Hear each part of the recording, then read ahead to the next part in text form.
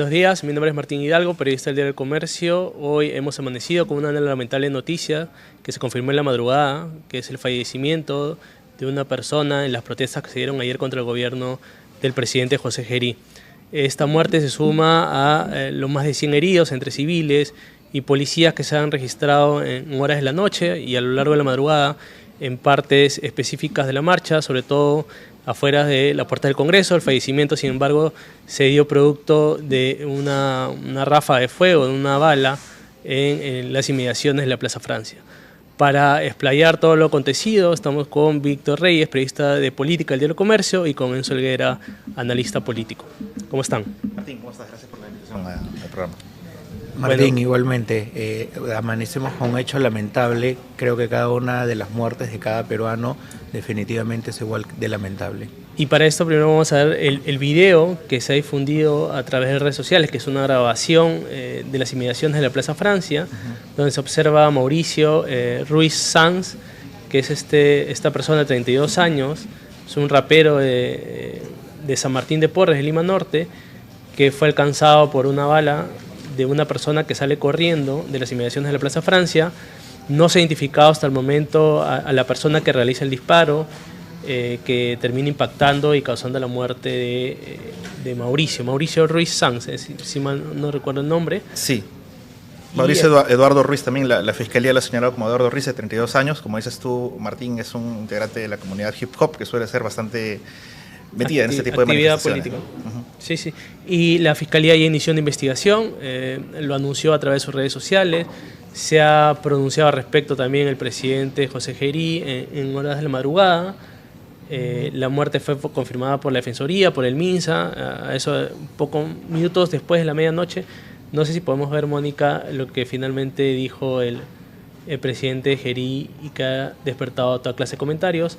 Él tuiteó a la 1 de la madrugada del día de hoy diciendo: lamento el fallecimiento del ciudadano Eduardo Ruiz Sanz, de 32 años. Fuerza a su familia en este momento que las investigaciones determinen con objetividad los hechos y responsabilidades. Los hechos están claros, hay un disparo, hay imágenes que han salido. No queda claro que estas imágenes sean de la Municipalidad de Lima. Entiendo que no, porque las imágenes de la Municipalidad de Lima suelen tener distintivos como fecha, hora. Esta es una imagen, imagino, de alguna galería cercana. Falta ver las imágenes de la Municipalidad de Lima y las diligencias que va a realizar la Fiscalía, porque lo que falta hacer ahí es el seguimiento de las cámaras para ver hacia dónde se dirige la persona que da el rafagazo, como se ve ahí, ¿no? Hay mucho por aclarar. Lo que sabemos, Martín, como dices tú, es ya la víctima que falleció por un impacto de bala, como informa ahí el Ministerio Público en el tuit que publicó esta mañana. Fue llevado luego, la persona herida ya llegó al hospital de Arzobispo Loaiza, donde se confirmó su fallecimiento, y la Fiscalía ya realiza las diligencias. Lo que se sabe, y por las imágenes al menos, es que digamos, la persona que dispara está vestida de civil. Testigos contactados por diversos medios que estuvieron en el lugar sostienen que se trataba de un agente policial encubierto, lo que se conoce como terna. El ministro del Interior ayer por la noche negó que haya estos efectivos ternas en las marchas. Sin embargo, hay bastantes videos que circulan en redes sociales de personas vestidas de civil deteniendo a manifestantes, lo cual ahí habría que aclarar si realmente hubo estos tipos de agentes ternados o si de repente participaron bajo otra denominación. Y en todo caso, esclarecer pues quién es la persona que realizó el disparo que se ve en las cámaras, ¿no? Ahorita, primero vamos a leer el comentario del Ministerio Público. Dice: la Fiscalía realiza diligencias urgentes para esclarecer las circunstancias del fallecimiento de Eduardo Ruiz, 32 años, quien recibió un disparo por arma de fuego en las inmediaciones de la Plaza Francia, ubicada en el cercado de Lima, durante las protestas sociales realizadas el 15 de octubre. Es la tercera Fiscalía Supraprovincial especializada en derechos humanos y contraterrorismo quien se ha encargado del levantamiento del cadáver. Y no sé si tenemos la declaración del Ministro del Interior, que salió también en horas de la noche a justamente lo que decía Víctor, sí, a negar que haya presencia de efectivos terna. Ahora, ahí estamos. Está siendo atacada. La policía, mientras ha salido a protegerlos, a acompañarlos, a todos nuestros ciudadanos, para que puedan desarrollar en forma pacífica esta marcha, como bien se les ha manifestado, como bien se les ha informado desde la tribuna mía, que les dijimos: marchen sí, pero sin violencia. Protesten sí, pero sin causar daños a la propiedad pública, privada, ni atentar contra la vida de las personas. Pero esto es un atentado contra la vida de mis policías. Eso es lo que estamos viviendo. Es una realidad. Y para ello estamos acá con ustedes, los periodistas, que han podido visualizar, verificar de todo lo que está pasando. En ningún momento nosotros hemos ingresado a un estado de provocación. Estamos frente a estas personas que ya son vándalos, porque toda persona que tiene el derecho a manifestarse no van a ir con cascos, no van a ir con objetos contundentes, no van a ir con mochilas, no van a ir disfrazados con pasamontañas. Esto ya es algo que va más allá de un ciudadano que quiere marchar pacíficamente. Esto ya es un atentado lo que pasa contra los policías. Y aquí yo estoy para defender a mis policías. La descripción de las personas que han participado en las marchas y que en algunos casos los elementos que él menciona tienen algún tipo de explicación. Los cascos es justamente por las piedras, porque se prevén que se tiene la bomba lacrimógena y que no les puede caer en la cabeza. De hecho, entiendo que una de las personas civiles que está en UCI, ha sido inducida en coma, es por una herida en el cráneo, en la cabeza. Y Martín, para complementar, esas declaraciones las da antes de que se conozca la noticia del fallecido, y era, digamos, el discurso que estaba dando el gobierno. Estaba centrándose en destacar que habían policías heridos, lo que habíamos visto más o menos a partir de las 7 de la noche, cuando, digamos, la situación de la marcha se recrudece. Entonces, luego ya él da un discurso más en el sentido de, bueno, lamentábamos que se investigue, pero igual, digamos, no se puede agredir a la policía. Y el propio Gerí, ¿no? El Gerí va al lugar de las marchas, algo que no se vio, por ejemplo, con Dina Boluarte, para saludar a los policías que estaban ahí cerca al frontis del Congreso, ¿no? Así que, y luego ya por Twitter, él pasa, digamos, también a confirmar a su vez y a lamentar la muerte de este joven, persona. Y no, me parece que ya no se ha vuelto a pronunciar sobre el tema. Salvo el tuit que lanzó, no se ha vuelto a salir, sí. Tampoco ha salido el ministro de Interior nuevamente. Creo que en algunos medios ha dado declaraciones confirmando el deceso de la persona, y quien no ha salido hasta el momento tampoco es el primer ministro. En completo silencio. Nosotros también lo hemos tratado de contactar ayer por otras notas y no ha podido contestar. Entonces quizás acá también podríamos abrir la pregunta a Enzo Martín sobre, primero, las responsabilidades penales se van a ir estableciendo, pero políticamente, ¿no? ¿Cómo va a impactar esto, lo que ha ocurrido ayer, en el futuro inmediato del gobierno de José Gerí? Bueno, políticamente creo que Gerí ha hecho lo adecuado al primero, sabiendo que no hay la identificación del responsable, de solidarizarse con la víctima. Es algo que no lo hemos visto con Dina Boluarte, por ejemplo, y justo se le acusaba de una falta de empatía, ¿no? Al menos lo está teniendo, y el gesto de salir a la calle muestra una preocupación por lo que está pasando, en este caso, evidentemente, por las fuerzas del orden.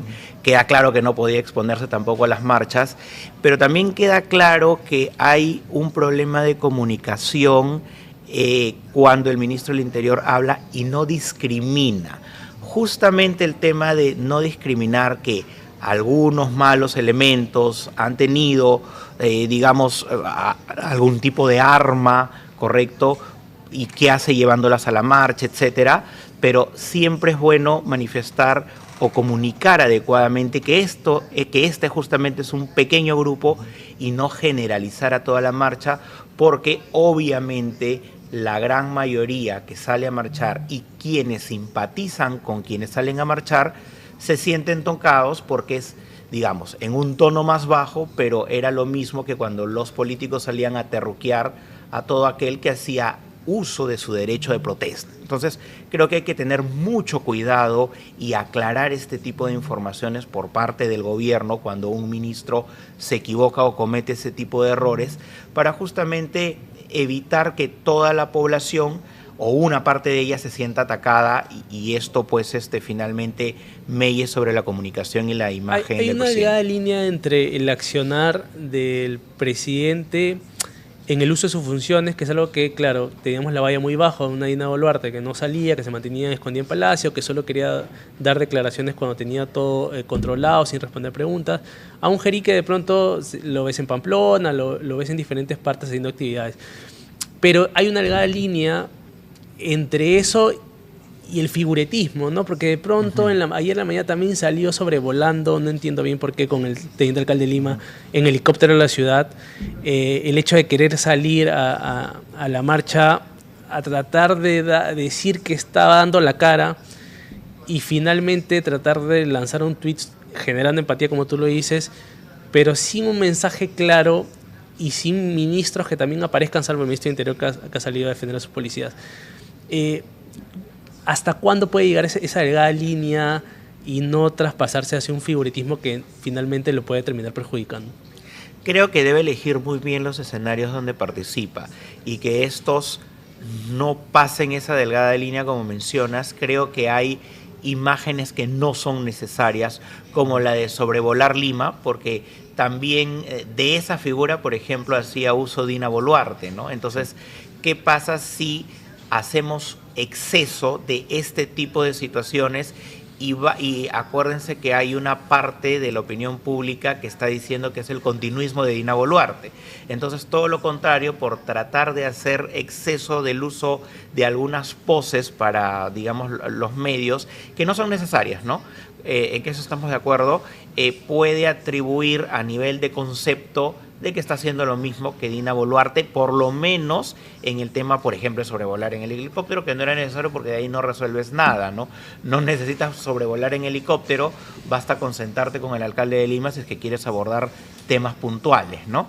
Entonces, creo que hay que discriminar mucho eso, porque si no va a caer en eso que se menciona como figuretismo, y debe también discriminarse ahí solo cuando sea estrictamente necesario, y eso es cuando hay una emergencia, por supuesto, que se requiere muchas veces la presencia de la figura presidencial, pero con una solución o un planteamiento estructurado de la solución, porque de lo contrario sí pasaría a ser solo un asunto de figuretismo. Incluso en el uso de su cuenta de Twitter, él es muy activo en Twitter, incluso a veces responde a algunos periodistas, a algunos tuiteros conocidos. Sí. Y lo que pasó anoche fue que él en un momento dice, el reporte que tenemos es 49 policías heridos o algo así por ahí y un solo civil herido. Cuando ya habían imágenes en redes sociales que daban cuenta de múltiples personas que habían recibido disparos de perdigones, incluso algunos periodistas, colegas, y ya luego él va actualizando la cifra y termina pues lamentando el fallecimiento de este joven y ya no ha vuelto a tuitear más. Quizás está también, se expone mucho también por el propio uso de redes sociales. Sí, creo que él ha estado acostumbrado a usar en exceso sus redes sociales de antes de ser presidente. Hay bastante evidencia. Entonces, creo que está aprendiendo, porque obviamente no estaba tampoco, seguramente ni pensaba en la presidencia del país. Entonces, creo que está reculando y pasando por un proceso de madurez que además lo tiene que hacer rápidamente, y creo que, por ejemplo, en dejar de tuitear es en entender de que está tuiteando cosas, primero, que no están actualizadas con lo que vemos en los medios de comunicación, porque así como podemos escribir en redes sociales, el resto del mundo está viendo miles de imágenes de las personas que están transmitiendo en vivo de lo que ocurre en redes sociales, y no solo lo que le informa la policía o los asesores del entorno, ¿no? Entonces, al no tener una figura como presidente de todo lo que está ocurriendo, digamos, a 360 grados, entonces creo que no debe hacer uso de las redes sociales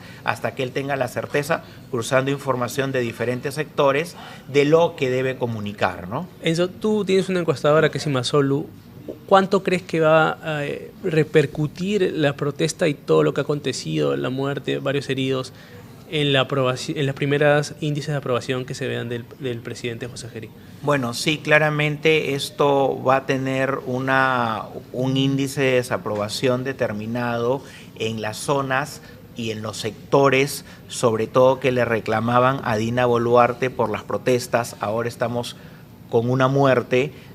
Una muerte no es diferente a 40 y tantos muertes, igual es una muerte, y es simbólica y es significativa para la población, ¿no? Entonces, aquí estamos mandando, digamos, un mal mensaje en la medida en que no se aclare y que realmente se lleve una investigación de primera mano. Lo negativo es que podrían asociarlo a algunos grupos en el sur, por ejemplo, que es con el tema de las protestas y la crítica a ese segmento político, pero también va a marcar en la medida de que en la proximidad, por ejemplo, puede identificarse y pueda señalarse las responsabilidades del caso. Y más aún, si fuese en el supuesto negado un policía o un civil, que se ejemplifique, y eso, solo eso, haría la diferencia con lo de Dina Boluarte. Lo del tuit empático es algo positivo, pero no es suficiente, ¿correcto? Entonces, sí podría mellarle los temas de popularidad, sobre todo en algunos sectores, en la medida en que no se vean avances. Ahora, el otro actor es el Congreso, ¿no? Hace unos minutos hemos tenido un comunicado firmado por la mesa directiva, sí, que ahí lo tenemos, lo vamos a poner en pantalla. Básicamente, manifestándose de forma similar a lo de Gerí, lamentar primero, en primer párrafo además, la muerte de Eduardo Ruiz, pidiendo que se investigue y que se esclarezcan las responsabilidades. Luego también pidiendo que las marchas sean pacíficas, rechazando la violencia y solidarizándose con los policías heridos. Sin embargo, no sé, Martín, tú con tus fuentes parlamentarias, ¿qué tanto crees que pueda pesar lo que ha pasado ayer en la sesión del Pleno de hoy, en la posibilidad de una censura a la mesa directiva, de que haya algunos cambios, o a la estabilidad o la continuidad que tenga el José Gerí? Hay una moción de censura ya del congresista Jaime Quito, que ya la venía cocinando desde hace algunos días y que yo creo que va a querer coger el impulso en lo que ha sucedido esta madrugada para que se vea hoy misma en el hemiciclo, que sesionan a partir de las 10 de la mañana. Yo creo que hasta el momento no tienen los votos. Fuerza Popular, APP, Acción Popular, bien con el susto de repetir un escenario similar al de 2020. Yo creo que se van a cerrar mucho en no querer repetir ese escenario y en no dar los votos. Finalmente depende de sus votos para poder censurar. Si bien se necesitan solo 66 votos y no 87 como una vacancia, igual es una mayoría calificada. A mí lo que me queda la duda es que si van a ir los congresistas hoy día al Pleno, ¿cuántos van a ir presencialmente? Porque es Pleno presencial hoy día. Sí, después de los hechos de ayer, ¿no? ¿Cuántos se van a atrever a ir al centro después de los hechos de ayer? Por más que tengan seguridad los congresistas, yo creo que muchos de ellos va a pesar el temor de poder verse atrapados, porque ya hay voces que están convocando una marcha nuevamente para hoy. Eso también hay que ver cómo se repiten las marchas, si es que se repiten hoy, el fin de semana y en los próximos días, para ver qué tanto efecto tienen en el gobierno de Gerí. ¿Tú consideras que, de alguna forma, con lo que se conoce hasta ahora, la continuidad de Gerí está en peligro o todavía es muy pronto para conocerlo? No, de hecho yo creo que es muy pronto para saber. No creo que esta marcha le vaya a pasar la factura como para que todo el Congreso, digamos, se ponga. Recordemos que las fuerzas parlamentarias han mantenido a una presidenta, no la estoy comparando con Gerí porque claramente son dos estilos completamente diferentes, pero mantuvieron a una presidenta que no era empática, que no comunicaba, que tenía 40 y tantas muertes, etcétera, ¿no? Entonces, a diferencia de Gerí, creo que sí encuentran a un personaje quizás al extremo diferente de ella, y creo que por lo menos a una mayoría parlamentaria le va a dar un poco la comodidad de que este sea el presidente de tránsito hasta la época electoral y que al menos está mostrándose finalmente empático. Lo que también quiero resaltar es que normalmente el Parlamento no es empático, ¿no? Por lo menos la percepción de la población es esa, ¿no? Ha tratado de serlo ahora, me parece. Sí, ha tratado de serlo en línea de lo que decide el presidente, ¿no? Entonces, creo que han valorado un poco esa situación, ¿no? Entonces, por la coyuntura electoral. Pero también sientes que el Congreso siente que es un gobierno suyo, ¿no? Finalmente es un colega el que tienen sentado en el sillón presidencial, es una persona con la que comulgan y con la cual creen que puedan caminar de la mano hasta julio de 2026 sin ningún problema en su propia óptica. Yo justo ayer escribí una columna diciendo que el Congreso es una especie de gabinete en la sombra, porque finalmente los ves ahí pegados para la foto, a la congresista Ana Segarra a todos lados, todos los días en Palacio. Al congresista Héctor Valer tratando de salir con el empujones, el congresista Iris López sentado en una foto oficial con las cabezas del sector justicia. Entonces, finalmente, para el Congreso, o al menos para las fuerzas mayoritarias del Congreso, perder esa oportunidad de tener un gobierno que sienten suyo es lo peor que les puede pasar y es el mayor miedo que le pueden dar. Y por eso muchos hablan ahorita de que quieren que se fuerce a tener un Merino 2.0 o una situación similar a la que se vio en el 2020. ¿Qué opinas tú, Enzo, de estas voces que dicen que esto, de alguna manera, busca ser provocado para que ciertos sectores lleguen al poder en el reemplazo de Gerí? Bueno, sí estoy de acuerdo en que una parte de la marcha, y aquí sí la discrimino y la dejo clara, muy pequeña, sí apunta al tema de hacer disturbios, ¿no? Así como hemos visto todos los videos de uso de fuerza y todo ello, también hay exceso de un grupo de ciudadanos en la marcha que intentaban atacar, por ejemplo, a la policía y provocarla, ¿correcto?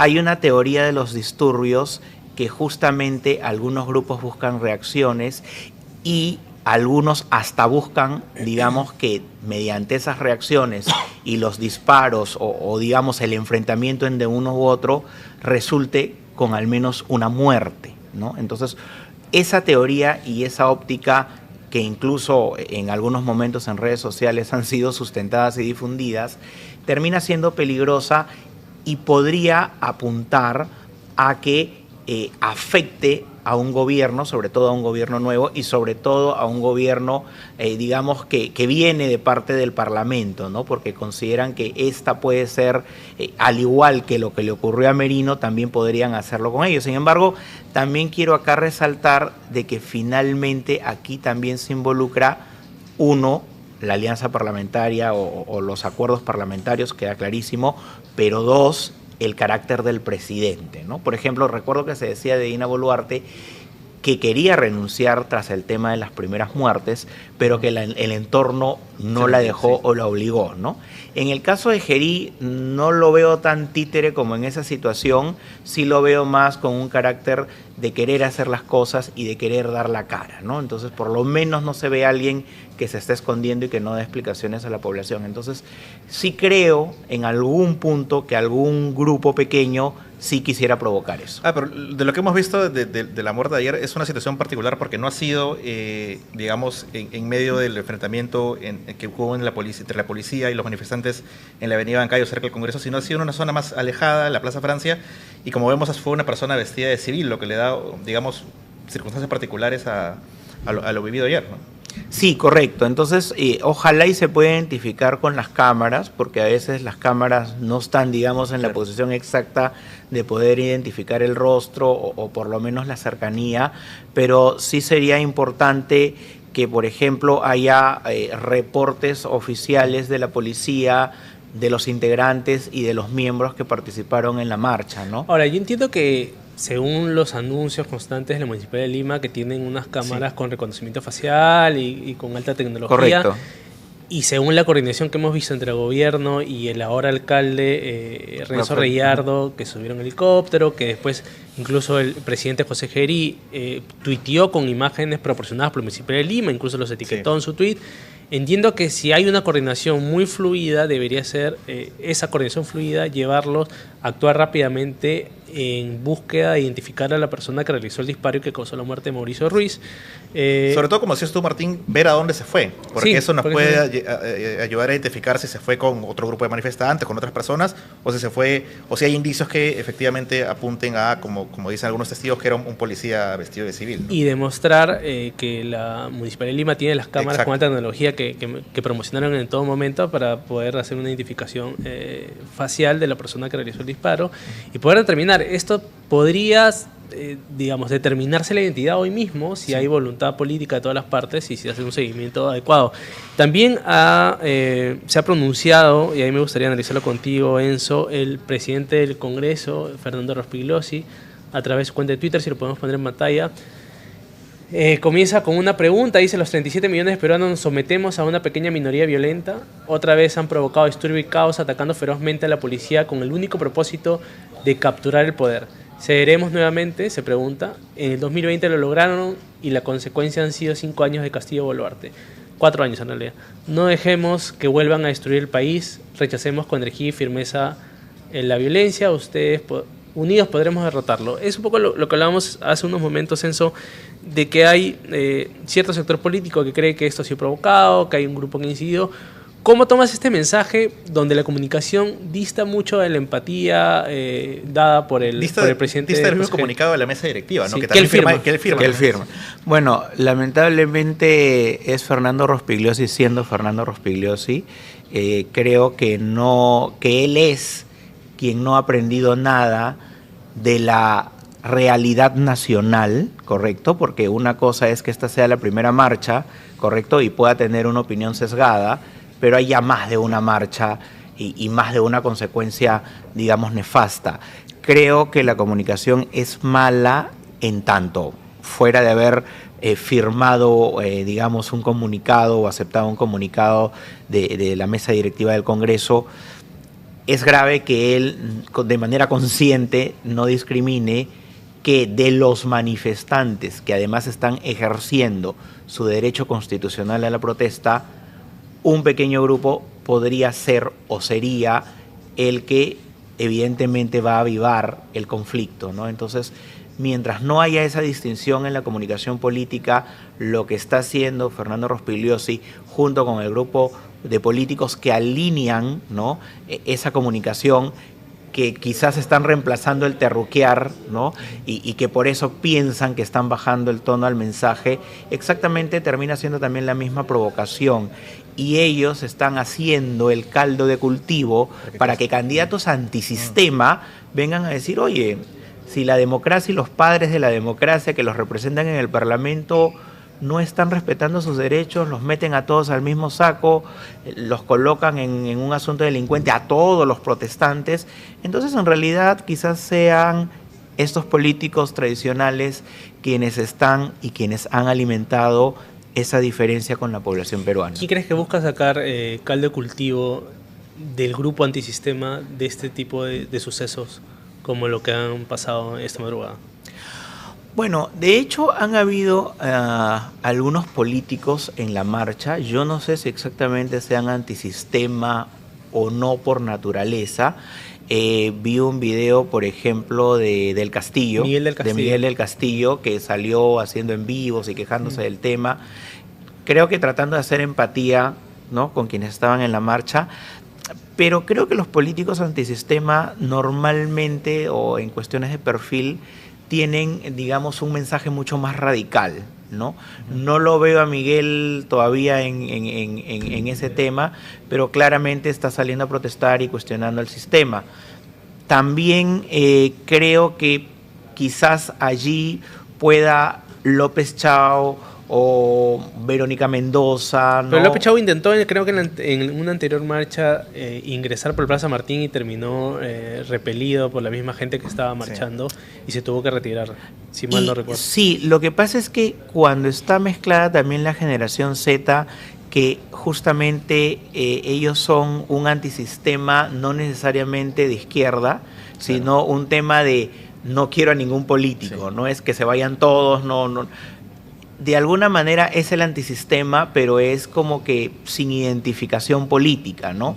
En este momento no hay un político que haya justamente capitalizado esta marcha, pero sí creo que van a haber discursos antisistema que con el avance de la campaña electoral, este público de protesta, de molestia con la democracia, puede voltear a mirarlos, pero si ven a un político y lo identifican, finalmente terminan pensando que está tratando de sacar réditos políticos de una marcha que seguramente ni siquiera la han convocado o organizado. ¿Pero tú crees que esta generación Z pueda terminar buscando a alguien con quien identificarse en el rubro electoral político, mirando a los comicios que se vienen en el 2026?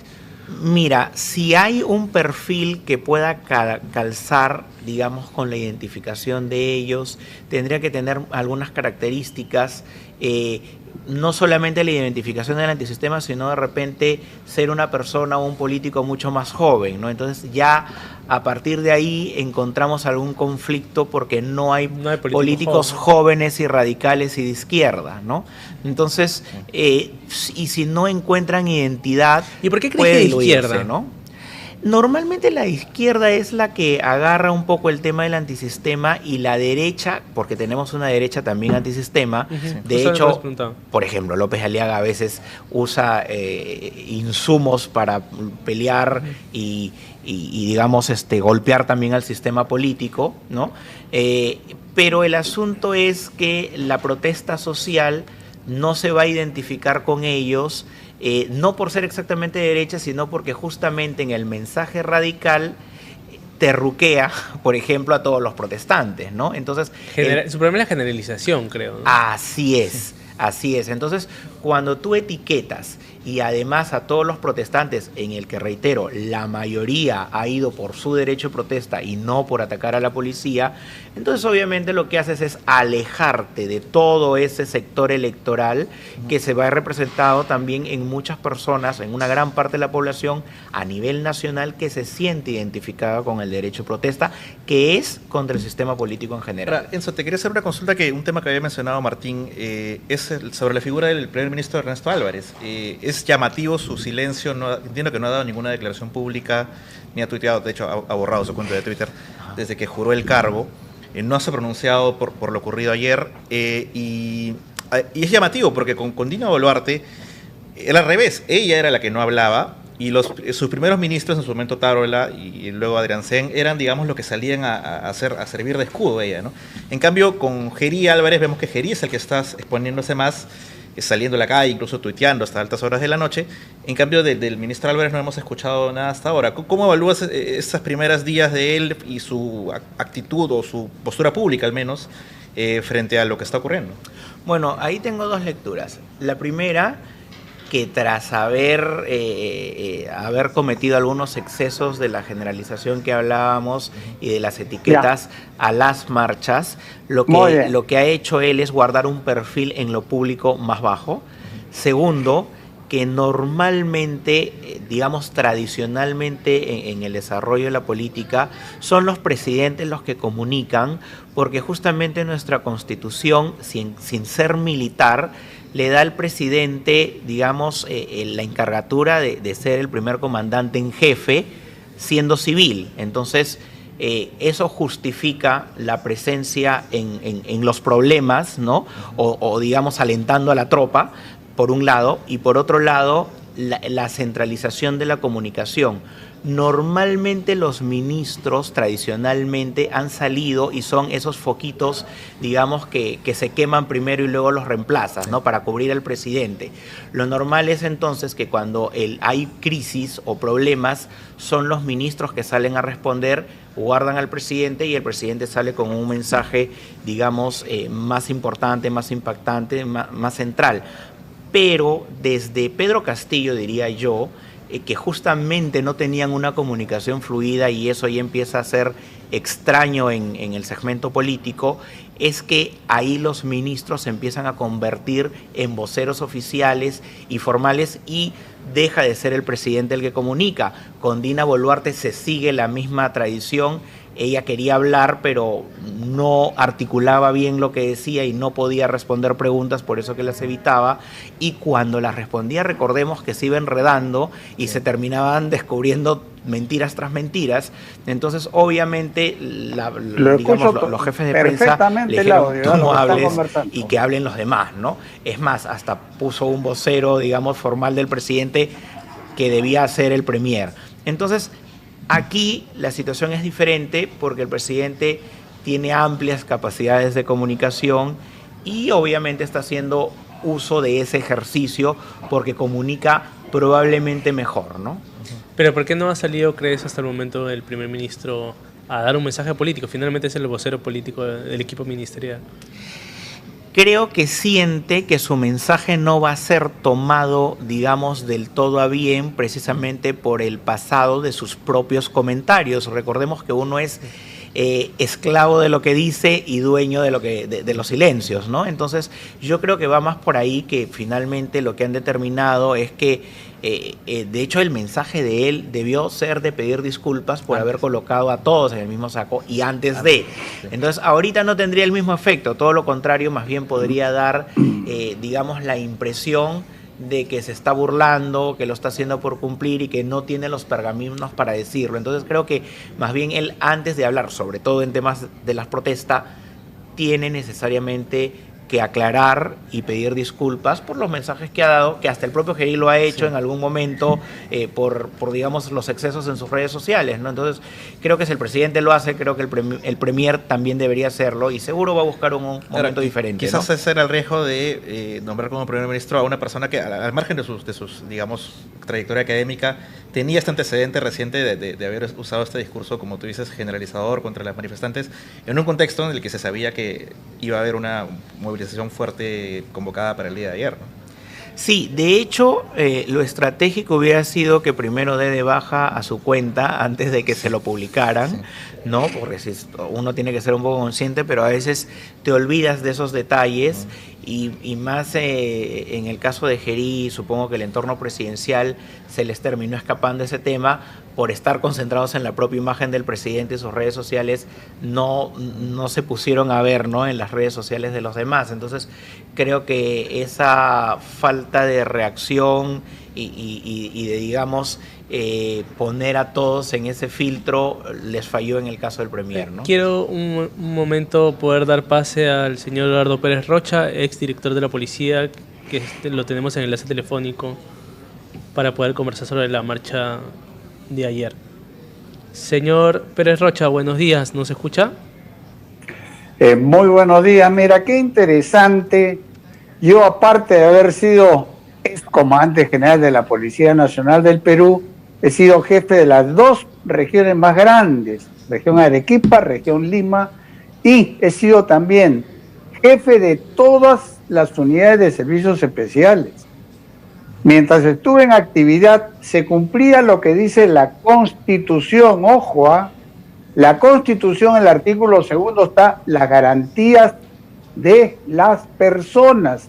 Y el numeral 20 es bien claro, indica que el derecho de protesta pacífica y sin armas no requiere autorización alguna si se ejecutan en espacios privados.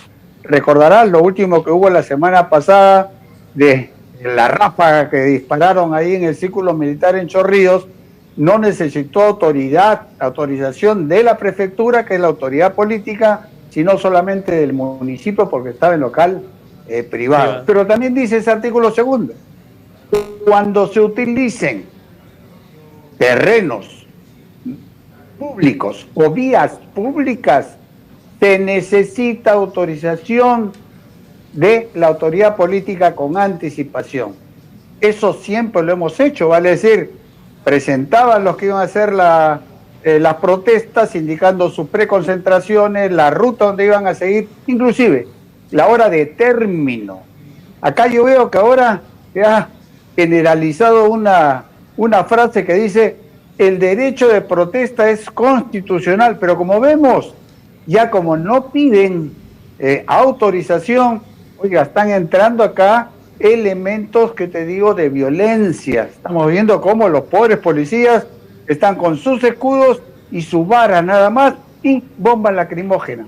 Después están recibiendo, ¿qué te digo?, petardos de material explosivo, están recibiendo pirotécnicos que están enviando los tipos ametralladora, y como hemos visto la cantidad tremenda de policías heridos. Ojo, esto resta el principio de autoridad, y ahí tú ves en cámaras estos manifestantes que no son pacíficas y sin armas, sino que están ya para atacar a la fuerza pública, y como ves, están utilizando hasta escudos. Increíblemente, yo no sé por qué se ha dejado de lado esta disposición de la Constitución, artículo 2, numeral 20, y directivas que siempre ha tenido la Policía Nacional. Señor Pérez Rocha, yo quería hacerle una consulta respecto a las críticas o los cuestionamientos que hay sobre el supuesto utilización del personal terna en las marchas. El ministro de Interior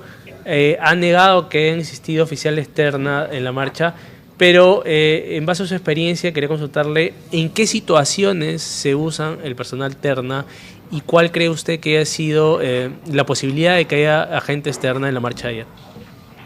Mira, el personal terna, como su nombre lo indica, está para tener información de inteligencia, saber lugares donde se van a cometer actos delictivos, y ahí va a intervenir, sobre todo en consumo de drogas, el aspecto que te digo, algo que tiene que ver con el aspecto que te digo de extorsión.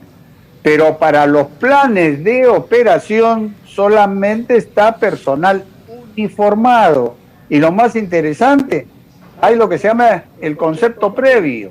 Hemos escuchado nosotros al actual comandante general de la policía que ha hecho una conferencia de prensa indicando el equipamiento no letal que iba a utilizar para esta marcha la policía. Pero lamentablemente, como no hay autorización, lo normal es de que se pida la autorización, se conceda la preconcentración, la marcha por la vía, su hora de salida, hora de término, y prohibiciones. Acá debe estar prohibido, si es marcha pacífica y sin armas, que esté gente infiltrada, tapándose el rostro, con casco y sobre todo llevando pirotécnicos, llevando bombas molotov, que esta es la segunda vez que está siendo lanzada contra policías, que le queman la vestimenta, queman incluso los escudos y les ocasionan lesiones, que esto acá me parece que es algo que dentro de los proyectos legislativos para expulsar a los malos elementos en forma inmediata si cometen hechos delictivos, también debe haber un decreto legislativo para que se exija que los que soliciten autorización a la autoridad política, prefectos y subprefectos para la marcha con anticipación, también tengan prohibiciones y ellos mismos no permitan que ingresen a estas marchas pacíficas estos infiltrados. Señor Pérez Rocha, ¿y cuál es el límite de los usos de armas no letales de parte de la policía? Porque ha habido disparos de perdigones, incluso fotoperiodistas del comercio han sufrido heridas producto de los impactos de los perdigones disparados por la policía. Mira, perdigones metálicos no usa la policía. Lo que usamos, sí, son los perdigones de goma. Ha habido, no en esta marcha de ayer, pero sí en la anterior, efectivamente, que han habido impactos que han caído algunos periodistas. ¿Por qué? En la de ayer también. Porque de hecho, periodistas del comercio han recibido... Perdigones de goma sí. No ha habido, lógicamente, pero sí, hemos observado, y ustedes tienen las afirmaciones, de que la policía le indica los lugares donde deben estar los periodistas. Ayer hemos visto ahí en donde está el Palacio de Justicia que había un periodista que no quería obedecer al policía. No, acá me voy a quedar yo. Oye, acá obedece, si no estás yendo en contra del principio de autoridad. La policía es responsable del orden, y si tú eres periodista y has coordinado previamente, obedece lo que indica el policía. Pero entiende porque por la movilización de la marcha no se pueden quedar en un solo sitio. Que ustedes lo analicen. Sí, claro, por eso le digo, por la característica de nuestro trabajo que implica seguir diferentes puntos de la marcha, implica que tengamos que movernos con las cámaras o con los recursos que tengamos, la cámara fotográfica o la cámara de televisión, en el caso de los medios televisivos, y no podemos quedarnos confinados en un sitio alejado de donde están pasando los sucesos más importantes de la protesta. Me das tú la razón. Si no obedece lo que te están indicando la policía para evitar daños, lesiones, quiere decir que tú estás haciendo algo que sabes que estás expuesto. Y como hemos visto, la violencia que ahora se está llevando a cabo en estas manifestaciones, ahí tienes a la derecha, con sus escudos, ¿no? Una marcha pacífica va a ir con escudos, con pirotécnicos, con bombas molotov. Esto es bueno que se analice y bueno, ojalá exista un proyecto de ley para que los responsables, ojo, lo que están convocando, pidan por escrito y también se responsabilicen por permitir que estos elementos delincuenciales ingresen en esa marcha pacífica. Señor Pérez Rocha, muchísimas gracias por su tiempo en esta mañana, por haber estado conectado con nosotros. Muy buenos días, gracias. Ese ha sido el señor Pérez Rocha, exdirector de la Policía Nacional de Perú. Aprovecho para ahondar sobre esta información que di hace un momento, que es que dos fotoperiodistas del comercio, César Bueno y Arturo Melgarejo, fueron impactados ayer con estos perdigones de goma disparados por la policía.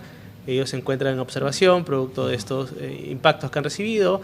Un poco difícil pensar, como lo piensa el señor Pérez Rocha, que producto de nuestro trabajo periodístico tengamos que quedarnos arrinconados en un lado, siguiendo indicaciones de la policía, cuando precisamente el trabajo periodístico es estar en el lugar de los hechos y reportar todo lo que pase en esos momentos. un poco difícil también pensar que se tenga que pedir autorización para protestar, cuando además producto de la marcha parte del descontento también es contra la propia fuerza del orden. Y ese es un discurso que está repitiendo el gobierno ya hace semanas, ¿no? Que digamos que incluso con Dina Boluarte, que si hubo alguna periodista que salió herido es porque no se puso en el lugar en el que la policía le dijo. Y como tú bien dices, Martín, habiendo nosotros alguna vez cubierto esas marchas en cancha, uno tiene que estar donde está la información, no necesariamente donde la policía te señala que estés. Y no me parece que si te sales del lugar, lo que te pueda pasar es que te caiga un perdigón, como se ha reportado que ha pasado con nuestros colegas, no solo con los fotoperiodistas del Diario de Comercio, sino de otros medios de comunicación. Así que bueno, ahí hay un problema pues de cómo entiende la policía, me parece, la cobertura de un evento de este tipo y cómo lo entendemos nosotros que somos los que hacemos periodismo, ¿no? Sí, claro, incluso los periodistas van muchas veces con cascos o con chalecos para evitar, uno, porque ya saben que normalmente en estas protestas la policía tiende a tirar bombas lacrimógenas para dispersar a la gente, que es algo que es un elemento disuasivo que tiene la policía para de alguna manera dispersar a gente que está aglomerada en un mismo sitio y que termina afectando a personas que no necesariamente están en la protesta o que están haciendo su trabajo, como es el caso de los periodistas. Entonces hay que tener ciertas consideraciones como parte del trabajo periodístico antes de poder decir que tengamos que confinarnos en un lado y simplemente respetar lo que nos dicen para poder hacer nuestra cobertura libre, ¿no? Claro, además porque si uno se queja solo del lado en el que la policía te dice que te quedes, tu visión de los hechos está condicionada digamos, a ese punto, y cuando lo ideal sería estar en un punto más neutral en el que uno pueda ver tanto lo que pasa de un lado como del otro, que los equipos puedan estar desplegados de esa forma. Quedarnos en un solo lugar, pues no hay una visión completa de lo que acontece en una marcha, además donde es un suceso donde pasan muchas cosas, tienes que estar atento a distintas situaciones que van ocurriendo en paralelo, ¿no? ¿Cómo analizas, Enzo, este discurso que hay en defensa del tema policial, ¿no? del sector policial? Y entiendo, hay un discurso muy cerrado, el ministro del Interior lo salió un poco eso, el presidente Girita también salió un poco en esa línea de como que resguardar. ¿Cuál es el mensaje ahí en defensa, cuando salen en defensa de la familia policial? Incluso se entiende en un punto por encima de defensa de los protestantes. Claro, a ver, en principio esta no debería ser una zona de guerra, ¿no? Cuando hay un periodismo de guerra, ¿no? En una guerra obviamente te colocan en zonas de seguridad en donde debes o donde puedes cubrir, digamos, tu vida, ¿no? Creo que el concepto está mal aplicado, ¿no? Porque la idea no es que existan los enfrentamientos, y producto de los enfrentamientos también debe haber una responsabilidad de la policía, no solamente por replegar el ataque, sino también por cuidar a los civiles, ¿no? De la propia protesta, porque la mayoría está saliendo por su derecho constitucional de protesta, ¿correcto? Y los periodistas también terminan siendo civiles, ¿no?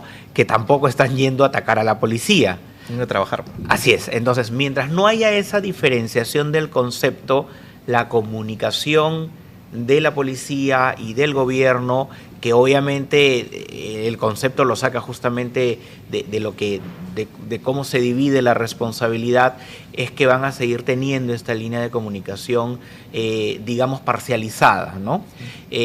Adecuadamente y para proteger al resto, digamos, de los civiles, no solo a los periodistas, tampoco a los civiles les van a decir, ustedes colóquense en estas esquinas y desde ahí protesten, ¿no?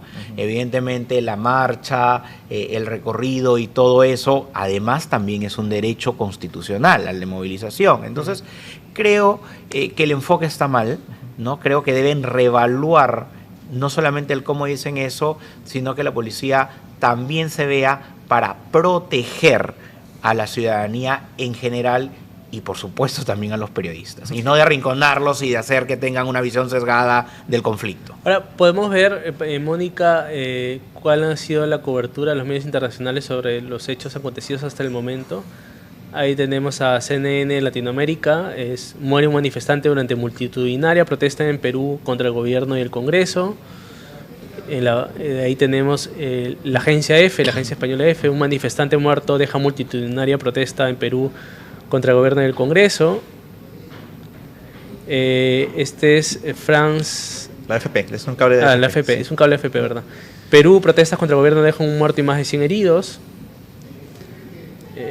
Este es la Deutsche Welle, ¿puede ser? Sí, ¿Sí? Deutsche Welle. Miles protestan contra el gobierno y el Congreso en Perú. y Swissinfo, que es un muerto y 100 heridos en una protesta masiva tras instalarse el nuevo gobierno en Perú. Vemos que naturalmente pues la mayoría de medios internacionales, como decimos en el error periodístico, levantan la nota por lo que es evidentemente lo más fuerte, que es el muerto, ¿no? Y el gran número de heridos, vinculándolo con la reciente inestabilidad política que estamos viviendo, ¿no? Tenemos, Mónica, ahí el detalle de cuántos heridos son civiles y cuántos heridos son policías. Y mientras buscamos eso, ¿cómo crees que va a impactar esto hacia afuera, ¿no? Hacia afuera del país, en una situación donde el gobierno el gobierno de Gerí está asumiendo el poder y tiene que poco salir a decirle hacia afuera: hemos cambiado gobierno, tenemos todo rumbo, vengan las inversiones, para tratar de un poco mantener la economía del país, que no ha sido de la mejor en los últimos tiempos por los gobiernos de Pedro Castillo y Dina Boluarte? Bueno, yo espero que en principio no sea como el de Dina Boluarte, que salía a decir, habían 40 y tantos muertos, y salía a decir en el extranjero de que el Perú era una maravilla y que deba venir la inversión, como si en el extranjero no hubiesen reportes internacionales y no hubieran medios de comunicación, sí, no solo peruanos, sino internacionales o cadenas importantes que estén reportando los hechos, ¿no? Creo que el presidente Gerí le toca una tarea difícil, en principio, de hacer un mea culpa y de hablar de la crisis política, de abordarla, ¿correcto? Incluso para los inversionistas. Y por otro lado, mostrar cuáles son las garantías, que obviamente no son exactamente sociales, pero quizás sí legales, ¿no? Para que las inversiones se atraigan en un país que tiene moneda estable y digamos una de las más envidiadas del continente, digamos, del sector de América Latina, que muchas veces se le ve fortalecida y que los países se sienten atraídos, ¿no?, por nuestra economía. También mencionar que la crisis política va en paralelo a la situación económica del país, la cual tiene más o menos un 70% de informalidad según los otros indicadores, es decir, no dependen de la teta del Estado, ¿no? Y mostrar un poco, digamos, ese tipo de temas positivos, y además comprometerse a que va a trabajar por la estabilidad política en el corto tiempo del periodo que tiene como mandato. Enzo, hay un tema que hoy día justo sacamos en portada en el diario, que es lo que anunció ayer por la mañana el ministro Vicente Tiburcio, antes de las protestas, su intención de proponer una reforma de la policía. Y quería preguntarte si ves que esto es viable. Es necesario, ciertamente, varios se viene considerando durante bastante tiempo. Los expertos también lo consideran como una medida urgente para salir de la situación en la que estamos. Pero ¿qué tan viable va a ser esto a medida que, como se prevé, las protestas continúen y el gobierno se va a tener que seguir manteniendo una relación como la que comentaba Martín, de protección hacia la policía, de apoyo en la policía para enfrentar estas manifestaciones, ¿no? O sea, se puede llevar una reforma, por un lado, para sacar a mano los elementos de la policía, mientras la policía va a tener un rol protagónico en lo que va a ser, digamos, su rol frente a las protestas que se prevén que sigan contra el gobierno. Y va a ser complicado, ¿no? La nota habla de más de 1000 efectivos policiales que han sido detenidos, sí, y más de 1000 también que son investigados. Sí. Entonces, y además, la otra pregunta es, ¿hay espacio para una reforma en tan pocos meses de gobierno? Bueno, yo creo que de hecho las reformas demoran más tiempo, ¿no? En segundo lugar, habría que ver cuáles son las fuerzas del orden que están participando en la protesta, porque en este caso tendría que ser un inicio de reforma, pero parcial, ¿no? Es decir, las unidades de investigación que no se encargan de salir a las protestas, creo que sí podrían y sí tendrían que empezar a ser reformadas, no solamente separando a los malos elementos, sino también un mensaje contundente del Ministerio del Interior y de Presidencia, por supuesto, dando cuentas a la ciudadanía que aquellos malos elementos de la policía que operan desde dentro con la logística de la policía son corresponsables de la muerte, de los asesinatos y extorsiones, por ejemplo, que padece todo el país. Sí creo que puede empezar por las comisarías y sobre todo por las unidades que abordan a la criminalidad y a la delincuencia, y podría por ese sector, que normalmente no son policías que están, digamos, siendo parte de este tema de la protesta, y digamos, si hubiese alguna reforma necesaria en elementos de policías que están trabajando en este tipo de circunstancias, sí tendría que ser en otro momento, en un momento en el que dejen de haber, digamos, protestas o en un tiempo considerable para empezar a reformar ahí. Pero podría empezar por lo que termina siendo más grave, porque afecta la vida y la estabilidad de muchos en el país. Y el tema de seguridad ciudadana, que es el tema más importante que sigue quejando al país, ¿le va a dar espacio más allá de esta imagen del presidente visitando penales?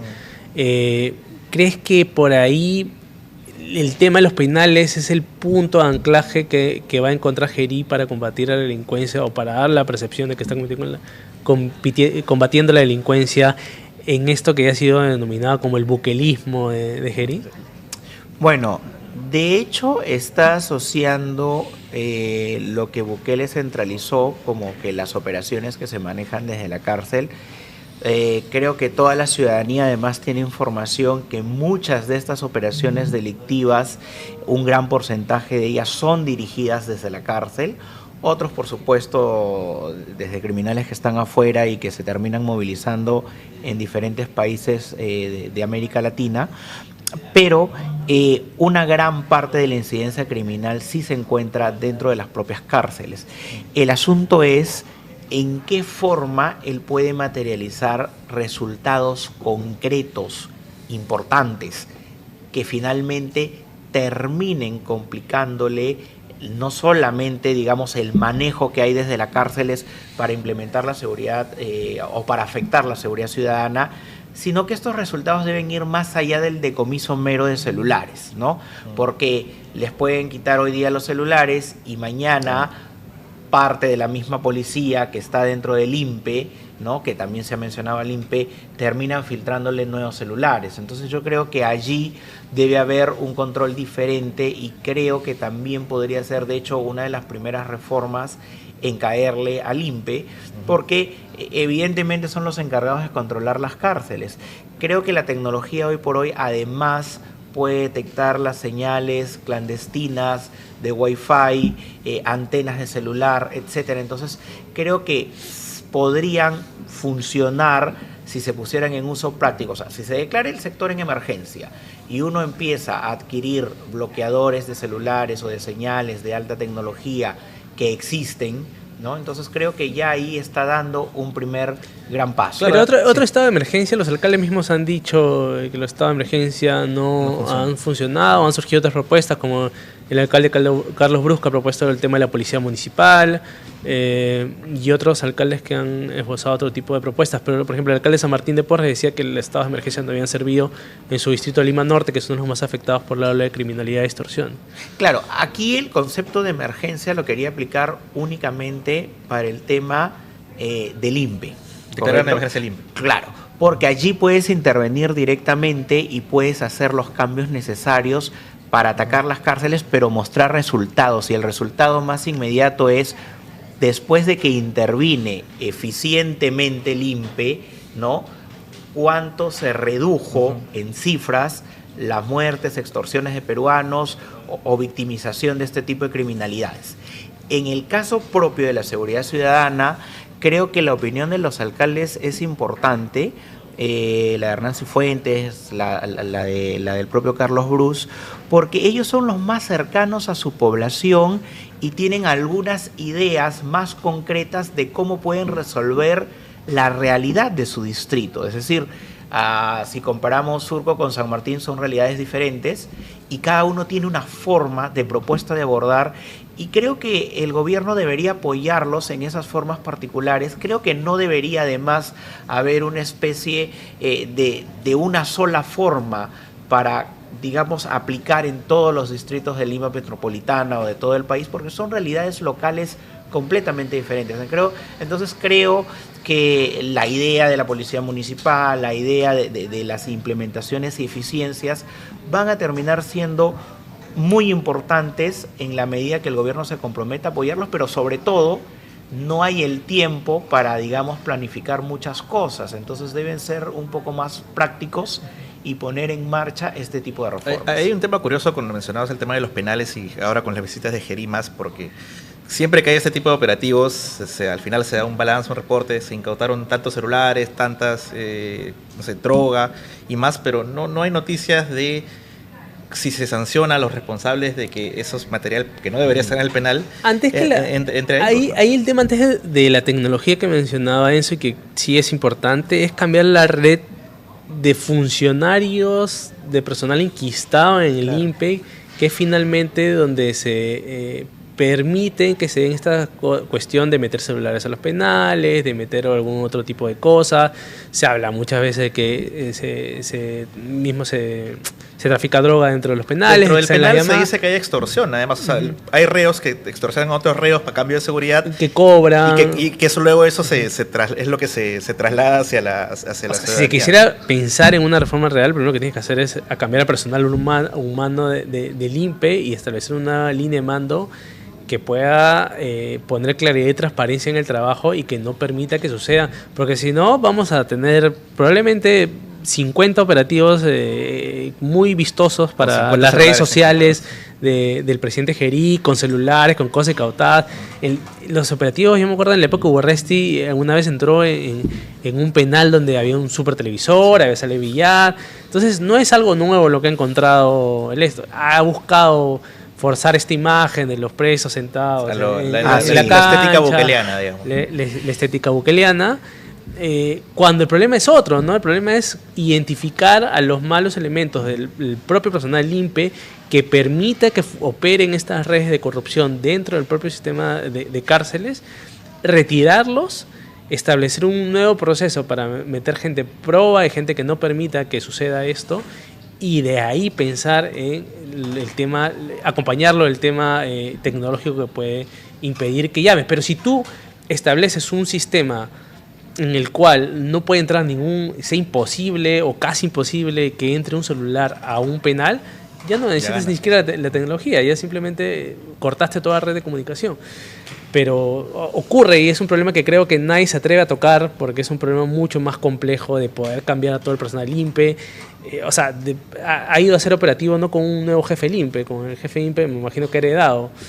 Entonces, ¿qué ha hecho el actual jefe INPE que viene de anterior gestión para que no suceda eso que ha ido a incautar el presidente Gerí? Bueno, yo creo que de hecho ni siquiera ha planteado una reforma que pueda ayudar a tener un mejor manejo del INPE.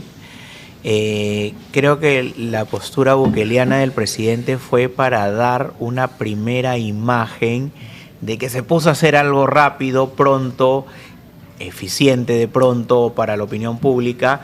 Creo que fue una pose, una postura, ¿no?, que quería ir acorde con el mensaje que tenía de enfocarse en eso.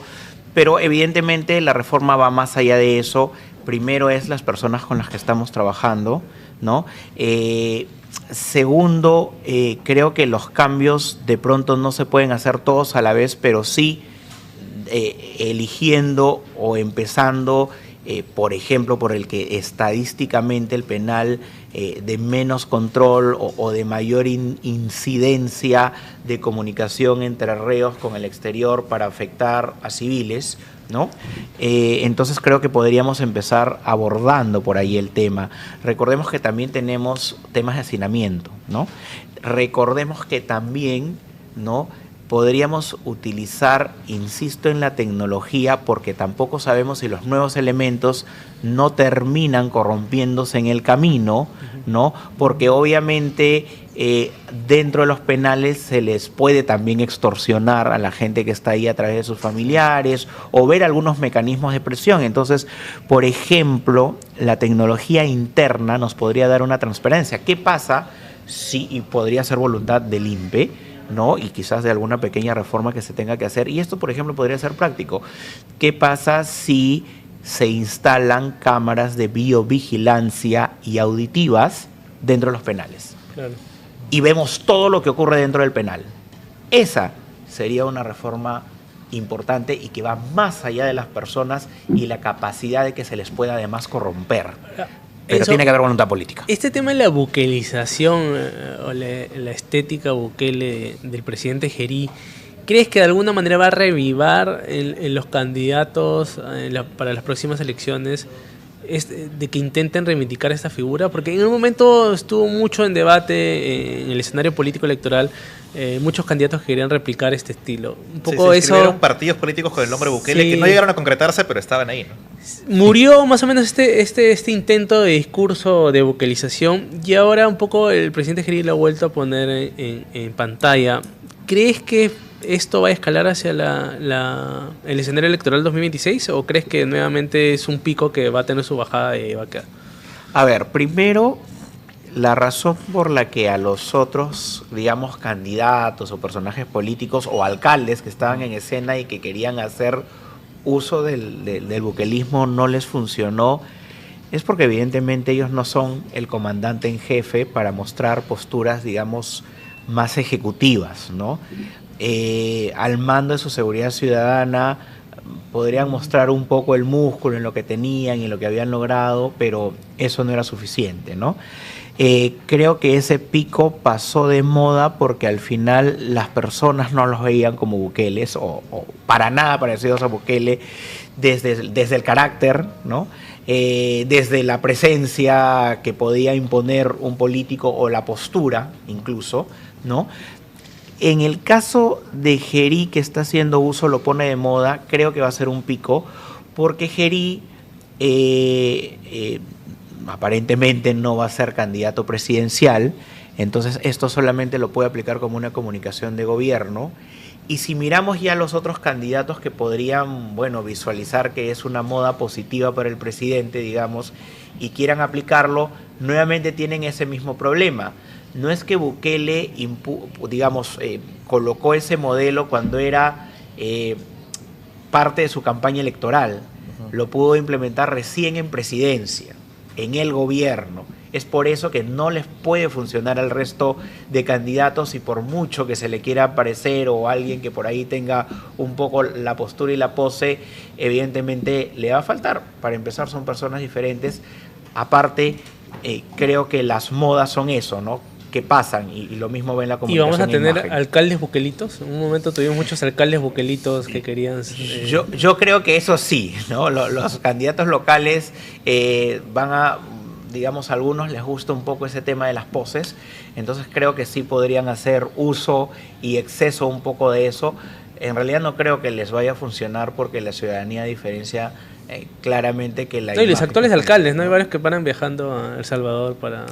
Los sí. congresistas también que viajan a El Salvador. El problema es que ninguno consigue una foto con Bukele, ¿no? Sí. Siempre es con alguien allegado a Bukele. Con el asesor de Bukele. Con el asesor de Bukele, con el ministro, con el diputado, y nunca con el propio Bukele, ¿no? Entonces, yo creo que eso no tiene mayor impacto, esa fotografía. Lo que sí tendría mayor impacto es si el alcalde finalmente termina haciendo algunos usos, algunas medidas, digamos, legales desde la municipalidad, pero que empiezan a ser mucho más eficientes, mucho más creativas, o sumadas un poco al uso de la tecnología y la capacitación, que es solamente la tarea puntual además de los alcaldes, ¿no? Pero por otro lado, no creo realmente que les vaya a funcionar el estar yendo a El Salvador, en tratar de buscar una foto que al final no se la toman con el propio Bukele. Creo que en realidad es un desgaste innecesario, que es lo mismo que comentabas, que hay algunos congresistas que buscan estar detrás de Geri. Se ve lo mismo los alcaldes tratando de buscar la foto con Bukele, ¿no? Y hay muchos alcaldes también que quieren pegarse a la foto con el presidente Geri, ¿no? La alcaldesa de San Juan Miraflores, le he visto ahí con una comida y con su portátil, obviamente gritándole a Geri.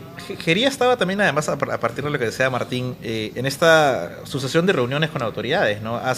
Estuvo con los gobernadores, con alcaldes, ha citado para el domingo a las autoridades electorales. ¿Crees que esto le va a funcionar? Es una buena estrategia. Ayer se reunió incluso con representantes de artistas, me parece. ¿Crees que universitarios? Universitarios también. Y en paralelo a las protestas y al descontento que se está manifestando en las calles contra él, ¿estas estrategias le van a servir? Estas reuniones donde también aprovecha para hacer algunos anuncios. Es un estilo distinto del de Dina Boluarte, ciertamente. Sí, de hecho, en esa parte sí está manteniendo el estilo que tenía como presidente del Congreso, porque recuerdo que como presidente del Congreso sí se reunía con diferentes grupos. Creo que esto, digamos, este uso lo adquirió cuando estaba en la Comisión de Presupuesto, que le tocaba reunirse con diferentes grupos, entonces lo continuó como presidente visibilizándose más como presidente del Parlamento y ahora lo ha llevado al plano del Ejecutivo. Creo que le funciona un poco al nivel de comunicación política porque se le ve, digamos, concertador, como que está escuchando a los grupos y a la población para diferenciarse nuevamente de su antecesora, en principio.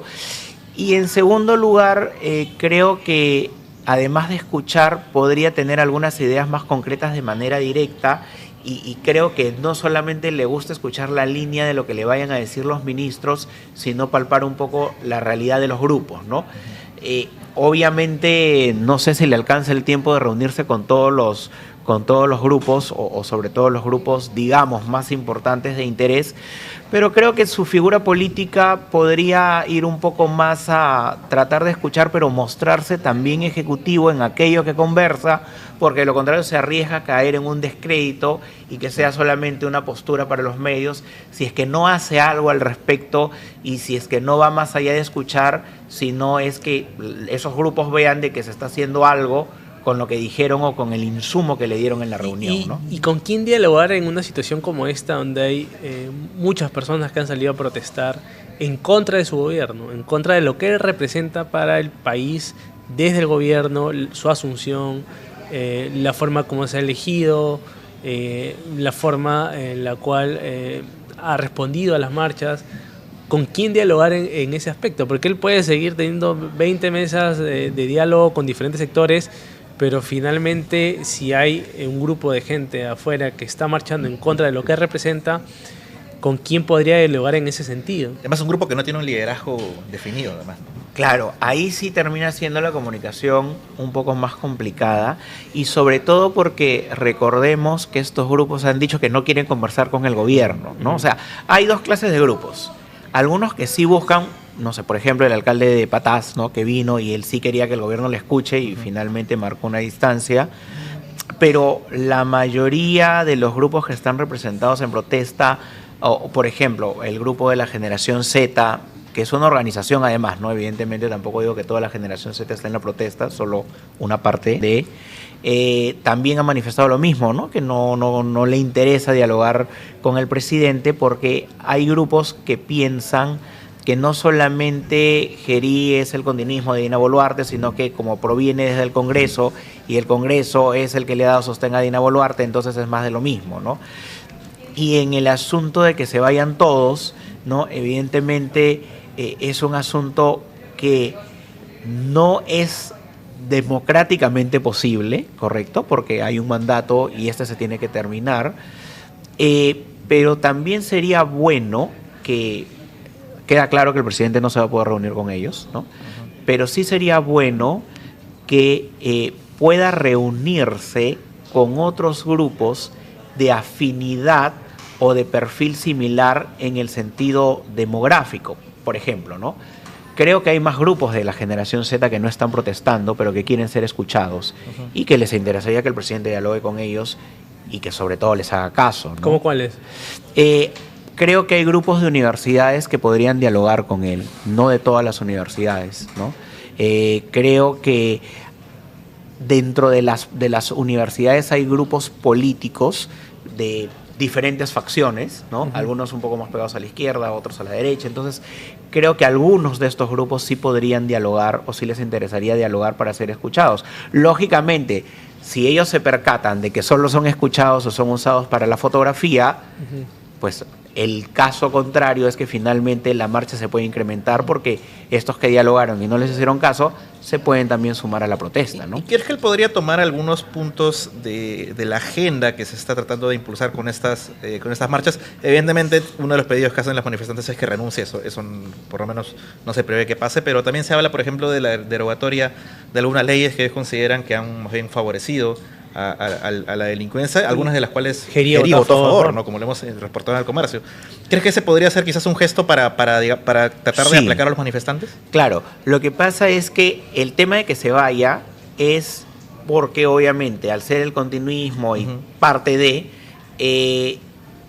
y haber apoyado este tipo de normas es contraproducente para la seguridad ciudadana. Entonces lo que le compete ahora al presidente es plantear, y justamente con los partidos que lo están apoyando, este tipo de reformas o contrarreformas o retrocesos o reformulación a las normas para discriminar a la delincuencia de lo que posiblemente buscaba, digamos, apoyar la norma, ¿no?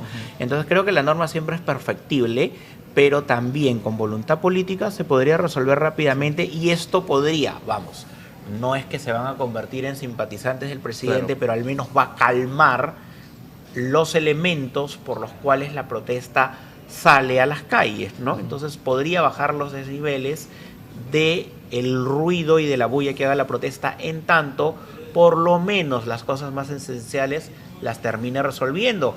Y obviamente ahí tienen, digamos, a los socios del Parlamento. ¿Pero tú crees que el Congreso esté dispuesto, por ejemplo, a crear una mesa de trabajo para revisar estas leyes denominadas como leyes pro crimen, para hacer una revisión integral y por ahí ver si es que hay algo que enmendar o algo que modificar, rectificar? ¿Ves en ese ánimo el Congreso? Yo no lo veo difícil, ¿no? Es complicado, pero creo que el presidente podría negociar algunas otras cosas con ellos, ¿no?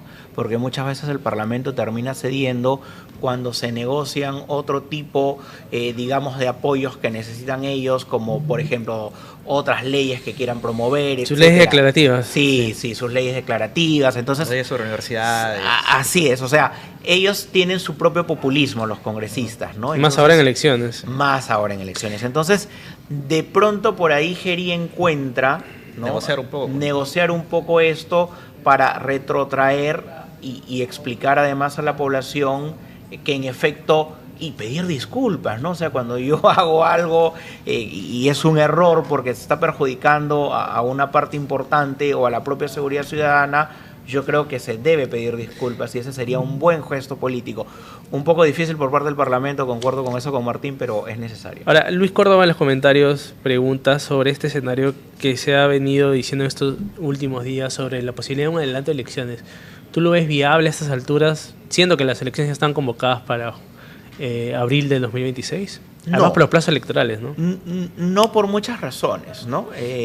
Políticamente sería contraproducente para el país, financiera y económicamente también, porque vamos, una elección es muy costosa. Entonces, si tenemos a la vuelta de la esquina una elección que de por sí las instituciones electorales están terminando de buscar su financiamiento porque no lo tienen completo como para hacer la elección como lo estaban planificando con el uso de la tecnología y todo ello, entonces, y de por sí es una elección más compleja, es innecesario todo este desgaste por un corto periodo, fuera que esto va a salir de la bolsa de los impuestos de todos los peruanos, ¿no? Entonces, esa para mí es una de las diferencias o de las utopías con lo que dice una parte de la protesta social, ¿no? Claro.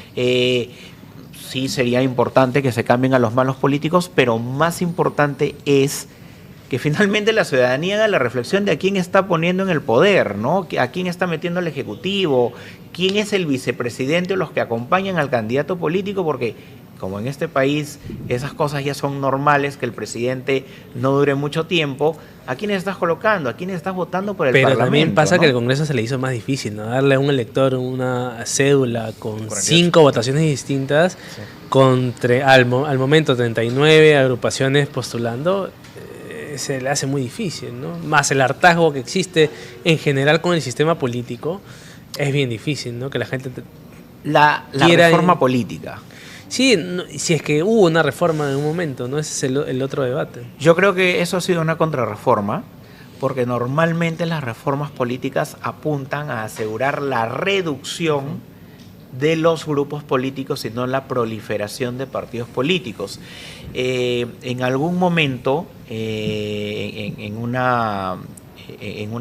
máster que justamente seguí en el Jurado Nacional de Elecciones, pudimos analizar que había una relación entre la proliferación de partidos políticos y los países y su estabilidad democrática, ¿no? O sea, a más partidos políticos, menos estabilidad democrática, ¿no? Entonces es una relación verificable, digamos, en América Latina, y creo que falta nuevamente abordar una reforma política que pueda ser bien pensada y aplicada para las siguientes elecciones, no para las venideras, ¿no? Pero sí es necesario, porque al final es como que nos vamos a un hoyo cada vez más oscuro y más grande y no estamos resolviendo nada. Todo lo contrario, es como que aplicamos más, digamos, contrarreformas para que esta proliferación crezca, para que sea muy permisible el formar un partido político,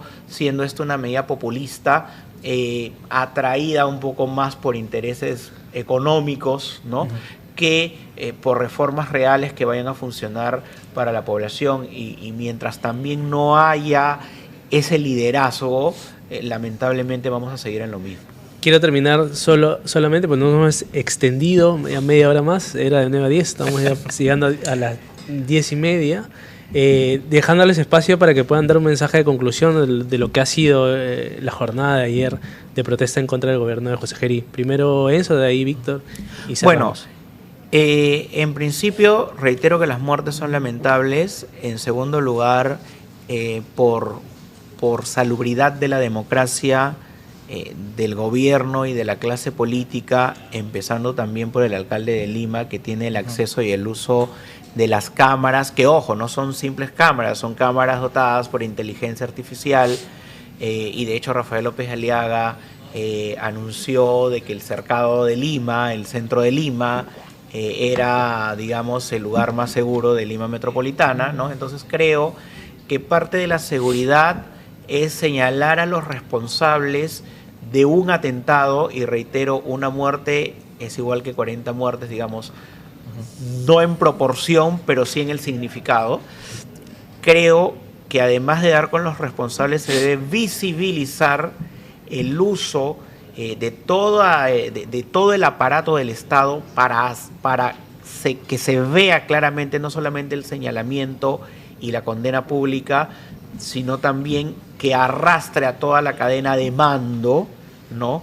Porque eso también se hace en democracia, ¿no? El derecho a la protesta, el derecho a la responsabilidad política y jurídica de quien corresponde, y espero que la ciudadanía también reflexione de a quienes colocamos en el gobierno, ¿no? Yo siempre digo, es la llave que tú le vas a dar a alguien para que entre a tu hogar, porque las decisiones políticas desde el Parlamento y desde el Ejecutivo influyen en la vida del ciudadano, influyen sobre las futuras generaciones, y evidentemente también sobre los jóvenes. Por eso que tenemos una generación Z harta del sistema político, y creo que la clase política también debe reflexionar que aquellos, la falta de discriminación y la falta de la reivindicación de este derecho de protesta hace que se vea a la democracia como algo que atropella a la ciudadanía y la repele frente a derechos que también están garantizados